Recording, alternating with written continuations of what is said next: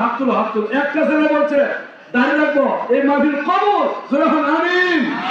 হ্যাঁ কেউ শুনি দাঁড়াবি, আর কেউ নাই, একটা ছেলেই।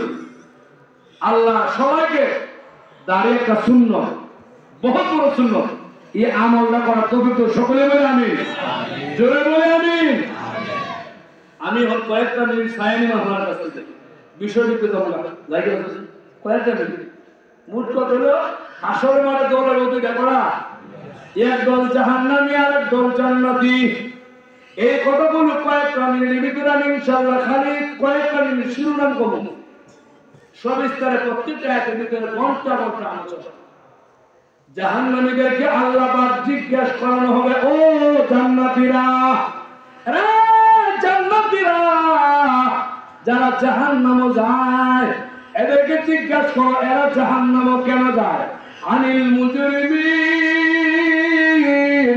মা সালাকাকুম ফি সাকার, ও জাহান্নামীরা তোমরা সাকার নামক জাহান্নামে কেন যাও। সমস্ত জাহান্নামীরা উত্তর দিব চারটা। এক নম্বর জবাব দিব ক্বালু লাম নাকু মিনাল মুসাল্লিন, ও জান্নাতের বায়ারা দুনিয়াতে মুসল্লি ছিলাম না, নামাজ পড়তাম না, এই জন্য জাহান্নামে যায়। দুই নম্বর কারণ ক্বালু লাম নাকু মিনাল মুসাল্লিন ওয়া লাম নাকু নুতইমুল মিসকিন, দুই নম্বর কারণ আমরা ইতিম মিসকিনকে খাবার দিতাম না, ইতিমরে খাবার ভালোবাসতাম না, ইতিমরে খাবার দিতাম না। এক নম্বর নামাজ, দুই নম্বর এতিমের খাবার দেওয়া, এতিমরে ভালোবাসা, এতিমরে মহব্বত করা। একটু অগুছানো করে বলি, অগুছানো কথা একটু মন দিয়ে শুনুন। আমার নবী মক্কা মরুভূমি এলাকা, হযরত ওমর, উসমান, হযরত আলী তিনজন সাহাবী পাঁচজন নবীর সামনে একটু সামনে যায় হঠাৎ করে আবু বকর ডাক দেয়া বলে, নবী আমার একটু ডান দিকে তাকায় দেখেন, ওই মাঠে ময়দানে একটা বাচ্চা শিশু খেলাধুলা করে, এরা দুনিয়াতে নাই, ইন্তেকাল করেছে যুদ্ধের ময়দানে, শহীদ হয়ে গেছে। নবী আমার উঁচু জমিন থেকে লাফ দিয়া নিচু জমিনে চলে গেল, এতিম সন্তানের সামনে গিয়া আঁটু গেড়ে বসে গেল, সন্তানকে জড়ায় ধরে চুমুকায়, কপালে চুমুকায়, টুটে চুমুকায়, গালে চুমুকায়, জড়ায় ধরে নবী কান্না শুরু করে দিল, মাথার মধ্যে হাত বুলায় দেয়। নবীর সাহাবী ডাকটা বলতে আরম্ভ করে দিল, ইয়া রাসূলুল্লাহ, ও নবী এমন কেন করেন, এতিমের মাথা কেন হাত বুলায় দেন।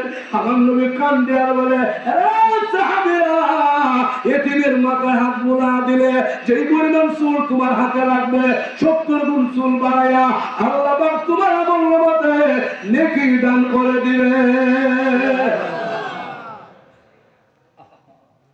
আমরা ওনা এতিমের মাথা দেখেছি আসেনি কেন?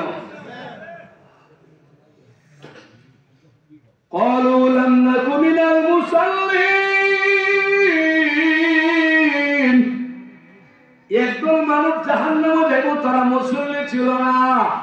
ইমাম গাজ্জালী সুবাদ পরশমণি তৃতীয় খণ্ড দেখেন, পৃথিবীর মানুষ শুনো, যে লোকটা 5 ওয়াক্ত নামাজ পড়ে কবরে গেল, আল্লাহকে খুশি করে কবরে গেল, নামাজ ছাড়া তার মজা লাগে না, শুধু নামাজ আর নামাজ, এমন গোলাম বান্দা বান্দি